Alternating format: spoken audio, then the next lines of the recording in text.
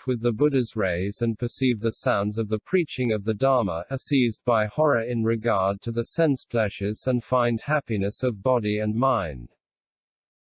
C.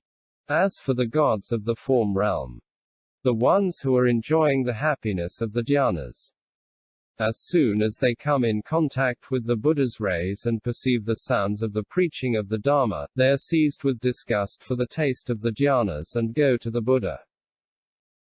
4. This goes on while the rays have gone to the 10 directions and have illuminated the 6 destinies everywhere. Having thus done the work of the Buddha, they return to the Buddha, make 7 circuits around his body and are reabsorbed into him.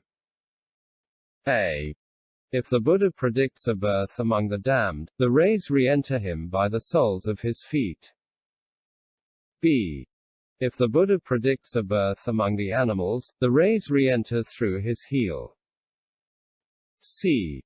If the Buddha predicts a birth among the pretas, the rays re-enter through his big toe. D. If the Buddha predicts a birth among humans, the rays re-enter by his navel. E.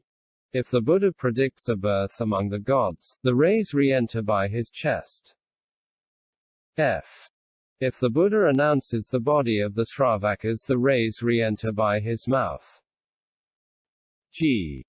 If the Buddha announces the body of the pratyeka Buddhas, the rays re-enter by the tuft of white hairs between his eyebrows.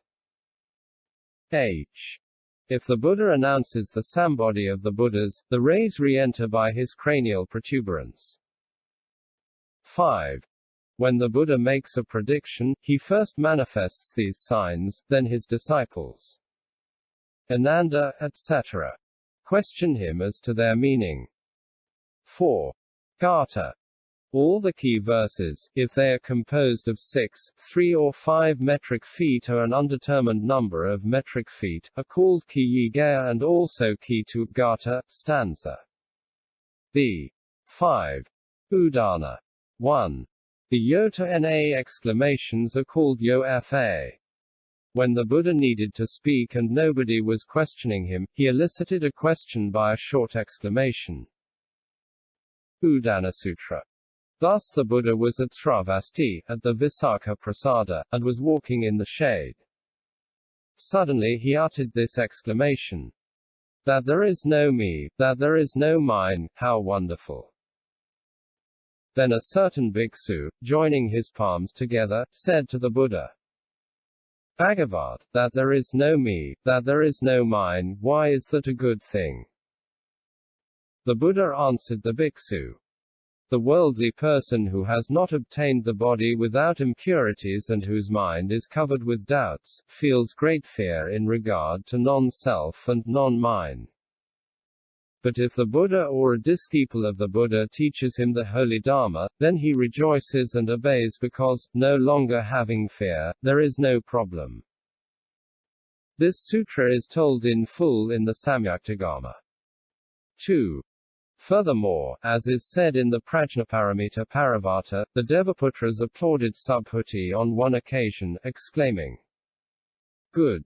Very good! Very rare is the Blessed One! Exceptionally rare is the appearance of the Blessed One. That also is called Udana. 3. Furthermore, after the parinirvana of the Buddha, his disciples gathered and copied jou-che-yu summary verses. Verses about impermanence made up the chapter on impermanence and so on up to the verses on the Brahmana which made up the chapter on the Brahmana. That also is called Udana. 4. The collections of wonderful things are also called Udana. Texts of this kind show the characteristics of the Udanas. 6. Nidana. 1. The Nidanas set out the circumstances that are at the origin of the Buddha's teachings. Under what circumstances did the Buddha say a certain thing? In the Sutras, it is because a man asked him that he said a certain thing. In the Vinaya, it is because a man committed a certain wrongdoing that he promulgated a certain rule. 2. The facts of dependent origination set forth by the Buddha are also called Nidana. 7. Avadana. The Avadanas, stories, are amusing little tales such as there are among people in the world. For example, in the Madhyagama, the Changa poto na. In the Durgagama, the Tara poto na. In the Vinaya, the yi-ul poto na and the jou-che-yu poto na. In the 250 rules, the u-poto na in one book and the pusa-poto na in one book. There are innumerable avadanas of this kind. 8. Itivrttaka. The sutras called jou-che-yu, thus has it been said, are of two kinds. 1. The first kind are those sutras having as their concluding phrase, "What I first promised to say has been said." 2. The second kind is that of the sutras called yi-mou-to-kia. 1. Itivrttaka, thus did it happen, a type of sutra also existing outside of the Tripitaka and the Mahayanasutras. Some people call them mou-to-kia. 1. Vrttaka, event. This name, vrttaka, is that of texts extracted from the Tripitaka and the Mahayansutras. And what is it then? It is what the Buddha said. Example of itivrttaka. When King tsing-fan, Suddhodana, forced some of his subjects to go forth from home and become disciples of the Buddha. The latter chose 500 of them capable of fulfilling this function and of attaining bodhi and led them to sravasti. Why? These young men had not yet renounced desire and, if they had remained near their relatives and their village, it was to be feared that they would violate the precepts. This is why the Buddha took them to sravasti and told Sariputra and Maudgalyayana to discipline them. During the first and last watches of the night, these people endeavored not to sleep and, thanks to their diligence and exertion, they attained bodhi. When they had attained bodhi, the Buddha took them back to their native country. It is a rule among all the Buddhas to return to their native land.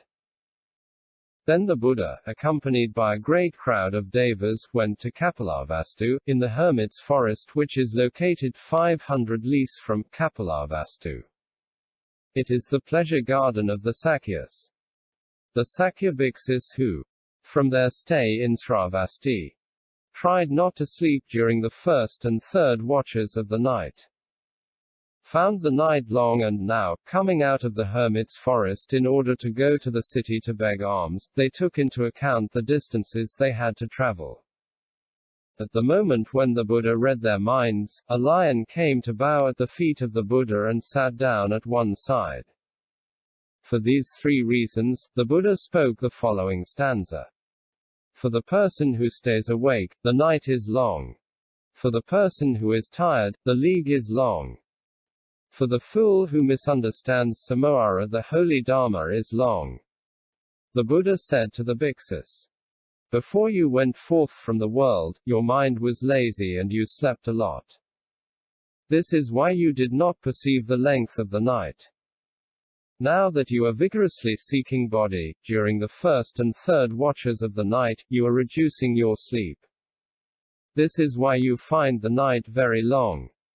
Previously, it was in a chariot that you rode in the forests of Kapilavastu and you did not notice the distances.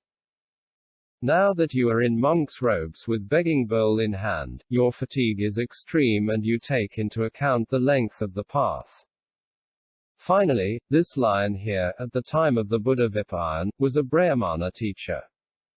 Having heard that the Buddha was preaching the Dharma, he went to the Buddha, but at that moment the great assembly who were listening to the Dharma were silent. At once the Brahmana had a wicked thought and uttered this harmful speech. How are these shaven-headed people different from animals? They are nothing but idiots who don't know how to talk.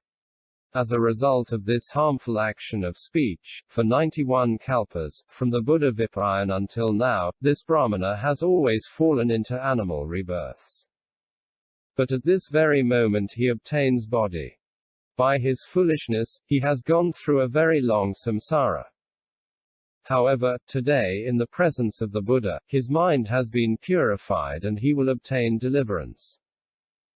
Sutras of this kind are called extracts and reasons. From where are they extracted? They are called extracts because they are taken from the Tripitaka and the Mahayana Sutras. Why?